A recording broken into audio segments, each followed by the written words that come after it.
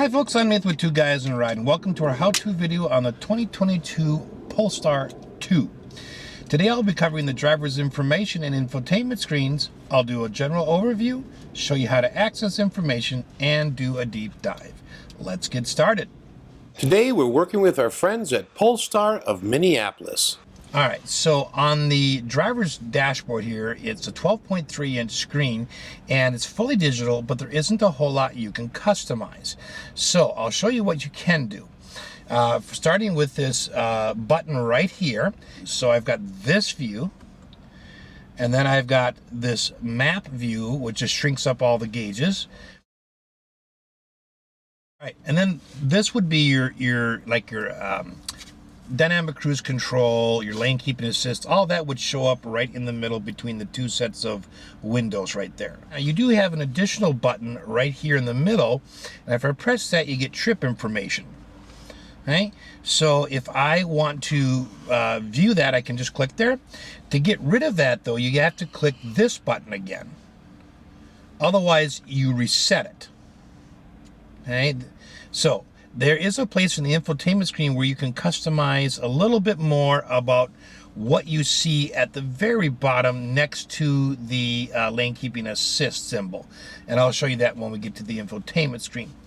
Other than that, on the left stalk of the steering wheel, you do have a reset button that if you click that, you can reset the total mileage, but that can also just be done right here by clicking this button. Now you can see who's seatbelted and who isn't.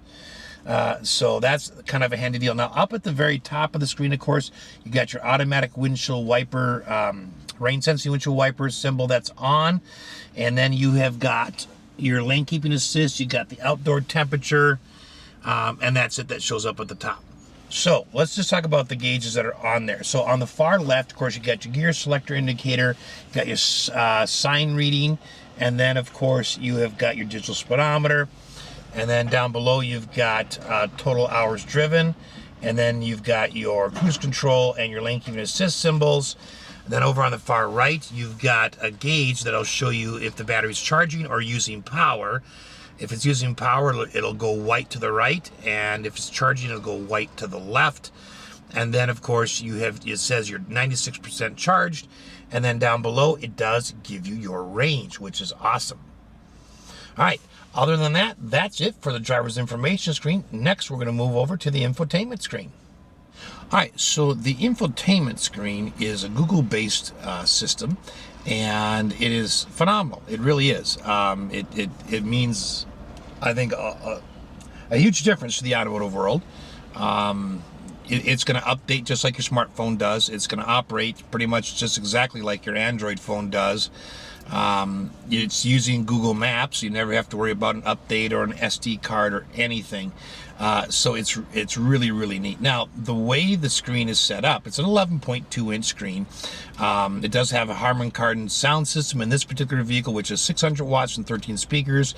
The premium sound system, which is a step below this, is 250 watts and 8 speakers. Right now, Apple CarPlay, Android Auto are not available. They will be coming in a download. Okay, so let's talk about this beautiful screen. And I gotta say, it is just super responsive. So basically, you've got 4 quadrants right here. What's inside of those quadrants, you can customize. All right, so you can rearrange it however you want it, but the 4 quadrants are just that. You can't click a square and drag it up or drag it back. You can change the apps within. You can drag this one down here, and that's in another screen, and I'll show you that in a little bit. Up at the top, of course, you've got your LTE signal, which is a built-in hotspot. You get that free for 3 years. Okay, you have got a orange button, which shows you notifications. Okay, if it's orange, you have a notification. If it's white, you don't have a notification. And then you've got a clock up there. Now, down below, you've got climate controls, but if you, for instance, click on the driver's seat, which is heated, because we have a heated steering wheel as well, you get a little pop-up menu that shows up, and then you can just adjust it from there. It's 3-stage on both, whereas if you click on the passenger seat, you get the heated seat immediately. You don't get a second menu. All right. If I click on auto right here, it pulls up, or anywhere in here, you can just swipe up to. You get your whole climate setting here. So basics are always right here, and then anything extra is up in here. So you got your eco climate right here if you want to save on battery, recirculation, AC, heater, max defrost, all this stuff right here. And then if I go over here, auto, it shows me where it's going to blow, okay, which is kind of cool. And if I actually click on auto, it just turns it on or off. So this is a single zone climate control, but then this is your fan speed here if you want to adjust it. All right, now you have a couple of other climate settings. Under parking, you can set a timer. You can go add timer right there, so that when your car's plugged into electricity, you can preheat it or pre-cool it using the electricity that's plugged into instead of the battery, which is nice. And then if you go under settings here, you've got some settings you can make for auto heating, like auto passenger heat, seat heating, auto steering wheel heat. So you can set those to low, medium, or high just by clicking on them. And then down here, you can turn the air quality sensor on or off. And then your auto rear defroster on or off. And then recirculation timer to avoid fogging. So you can turn all that stuff on from there. So that's the climate. So I'm just going to go ahead and touch this little line right here. Brings me back to the home screen. Okay, at the top of the screen, you've got 4 icons. Okay, so the first one, of course, is your camera system. This does have the 360 camera system. Not all Polestars do. You can get one with just a rear backup camera, and this is what it's going to look like. Okay. Now, if I click on it, you can turn off the parking sensors. You can turn off the rear auto brake, which will, I'm going to say keep on, automatically brake you when you're going at very low speeds, like under 5 miles an hour, if it senses an obstacle.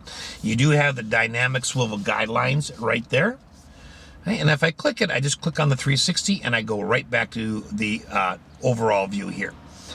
And then if I click on a camera, I can select that particular camera. And then I can go here, look off to my left. I can go over here. I can look over to my right. And that gear symbol, what that does is that just brings up wheel guidelines on or off, so the dynamic guidelines, and then volume for the park assist. And that's just based off the front and rear sensors in the bumper, warning you when objects are around. You can set that volume. All right, but what a phenomenal picture. I mean, that's just, I love the 360 camera system. All right, go back to the home screen. Not that I need to, but the next one up here is the car. So you've got 4 areas: drive, assist, charge, and more. So under drive, you can change the steering wheel feel to light, standard, or firm. And I believe between light and standard is about a 10% difference in the steering, and between standard and firm is about an 18% difference. But if you want a more sporty feel, firm. But that's just really cool. You've got your sport mode, which turns traction control off, and then one pedal drive. If you've never driven an electric vehicle before, as far as I know, they all have it.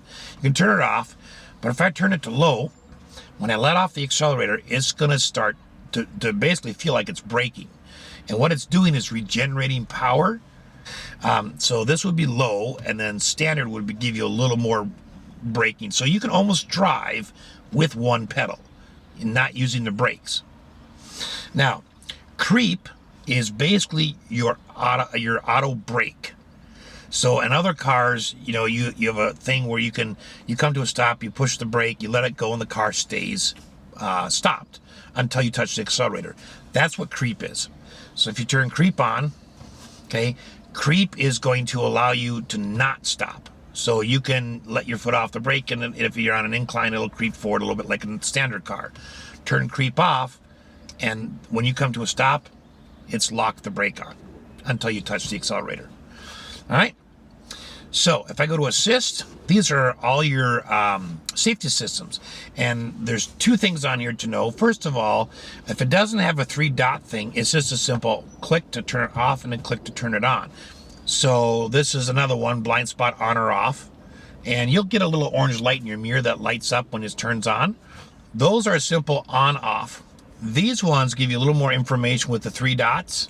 So for instance, I can turn adaptive cruise on or just have standard cruise control.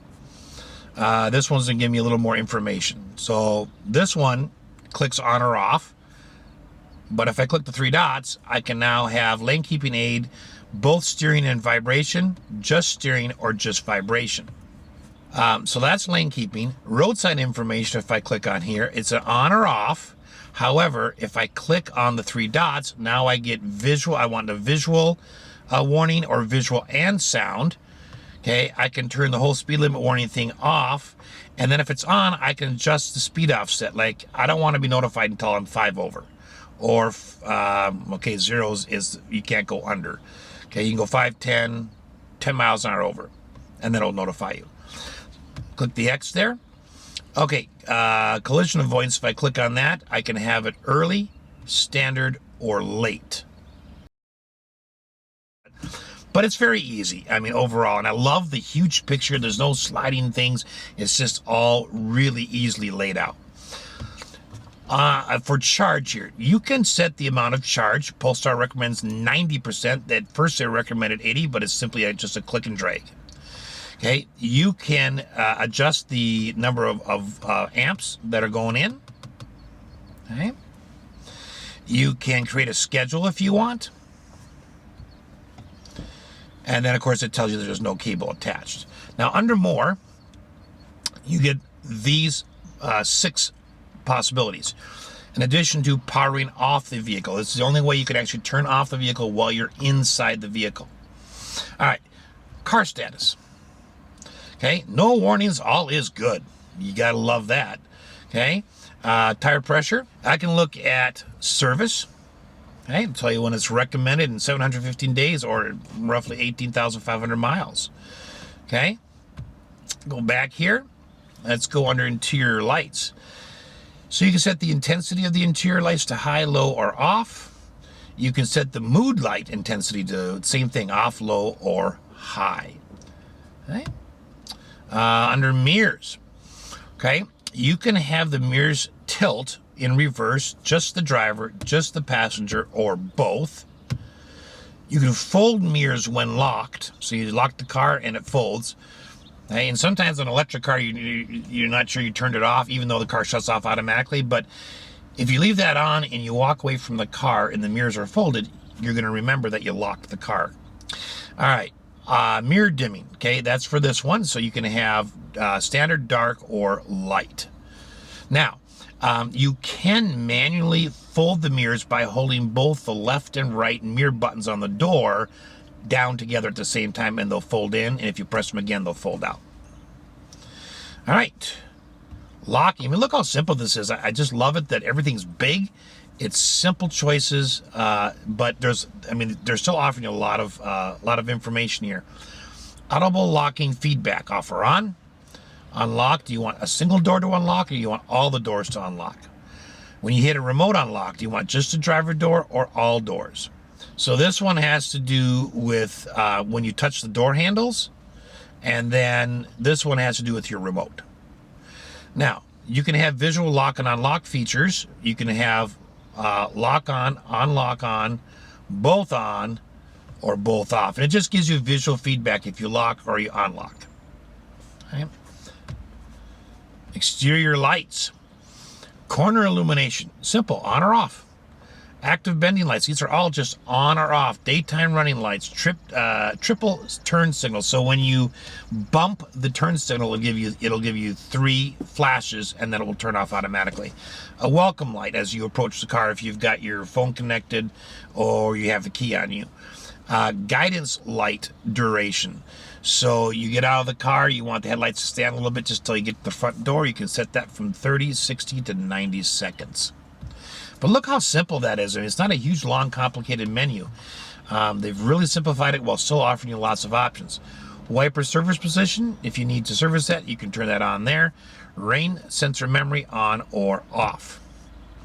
Okay, and that's under more. So this is all under the car. I'm going to point out something, but I'm going to go to the home screen to do it. You see how here there's just a single icon? If I click anywhere in the square, it's going to go to navigation. If I click here, it's going to go right to Range Assistant. So let's go back to here, but this is where you can customize. It's simple. It's like your phone. Click, drag. Click, drag. So you can put everything kind of where you want it. I'm going to move these back. You can also reorganize within and put certain things first. Okay, so if I have multiple apps that are more than so 6 of them can show at a time, these buttons, these little dots will light up. I click on it, and now I get the full, all the icons, right? And then I can X to get out of it. These ones don't do anything because you can see all the apps. So it's only when you have more than, say, 6 apps. This is where you can click and drag and customize your home screen. Now, in the home screen itself, again, you can swipe up or down if you've got multiple apps. Okay. The other thing I want to point down here, a couple of things. First of all, you got a settings button that will look just like your Android phone. Okay. I'm going to go here because there we go. Now that'll look a little bit like your Android phone. So if you want to adjust the sound on this vehicle, this is where you're going to do it. So you got sound experience. You can have it just for the driver, for everyone, or just for the rear. You can say, I want to mute the front, or I want to mute the rear, or I'm going to mute them. You know, it doesn't allow you to mute both because that doesn't make any sense. But right here, this is sound optimization. If I go to surround, you can adjust the amount of surround, and you can turn it off. All right, you got tone and equalizers. You got treble, bass, and subwoofer. And then, of course, if you turn on the advanced equalizer, you get this graphic equalizer with a reset button, which is nice. Now, under volumes, you can adjust all the volumes of everything that chimes and beeps at you with the car. And this is it, what you see on the screen. There's no scrolling, but you just simply adjust that. So like for right now, every time I start the car, the media comes on. So I'm just going to go to 0 because I don't like that. You know, if I want the volume up, I'll turn it up. So I adjusted there. Incoming calls, notifications, voice command, navigation, and then system sound. Go back again. Now I said that there was a spot in the infotainment screen where you could adjust a few things on the dashboard, and this is what it is. Under display, if you hit trip computer, you can select 2 different things. So for instance, right now I got a lapse time showing. If I uncheck that, it disappears from my dashboard. I can have the odometer and the trip distance, and then everything else gets grayed out. But if I turn one of them off, I can select something else. So it's 2 of anything. And they show up just to the left and the right of your cruise control and lane keeping assist symbols at the bottom middle of your dashboard. But that's where you can adjust that. All right, so otherwise you can go through and look at these, but that's all I'm going to cover right there. All right, let's go back to the apps here for a minute. Of course, you have the Google Play Store. Why not? It's Google. So here you can sign in, and then there are apps that are specifically made to work with Polestar. And so you can download those right from your car, which makes all the sense in the world. And then, of course, you have an owner's manual here if you want, but I think it's easier just to watch our videos. Now, the last button is your profile settings.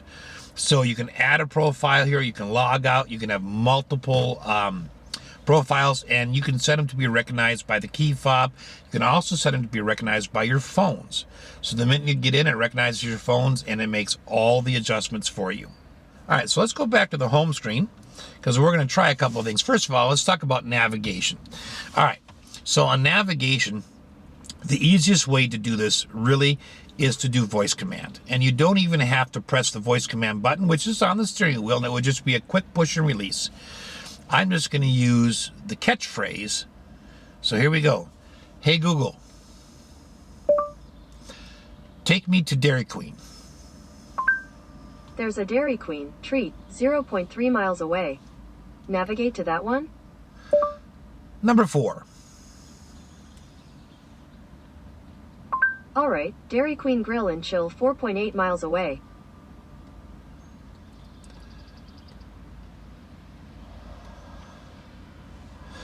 All right, and now my turn-by-turn directions are showing up in the center of the dashboard, and I have it right here. Now I can also use that map button and actually see the directions right on my screen. I'm not sure which one I'd use more. I really kind of like having it in the dashboard, but there you go. Now, If you want to cancel it, of course, you can just click the X, or you can just say, hey, Google, cancel navigation. Okay, now this is going to operate like Google does on your phone. So if I click on settings here, you have some basic settings: traffic on or off, guidance, audio muted or unmuted. You can look at route options right here: avoid highways, avoid tolls, avoid ferries. You can have offline maps in case you're in an area that doesn't have good signal. Privacy center. Okay, so here's where you can share trip and sensor data with Google. Okay, and only when a destination is set. And then if you click on here, you can make some choices. So you might want to go through that depending on how much you want to share with Google. All right, click the X right there. You can search for gas stations, food, shopping, and then like coffee, right? Just by clicking on that button. But it is so slick. And it works just like it does on your phone. So, and super responsive. It's very, very responsive, and the graphics are really, really good. Okay, if I click on that icon, I can sign into Google.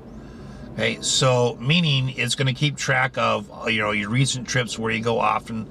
Okay, so if you start doing a search for something, it will pull up the things that you have done most recently. So, but I mean, it operates just like your phone, so it's just absolutely, absolutely amazing. Now. So let's take a look. I was just going to say, let's take a look at some media here. All right. So the biggest questions are, how do you tune and how do you set a favorite? So on tuning, first of all, you can scroll through this list here. It's just a channel list, and it's just going by number. Find anything you want and click on it. You want to make it a favorite? Click on the star. It's that simple. You want to see your favorites? There you go. Now, right now we're on channels. If I go to categories, I can search by categories. Okay. And there you go. I can also just go to search, and I can enter a channel number right there. If I click on the gear wheel, I just get settings for Sirius XM. All right. If I go here and click up, I get the picture and everything, kind of a full screen view of it, which is nice. That's going to be how you're going to tune right there. All right, let's go back to home. Hey Google, turn on FM radio. All right, here you go.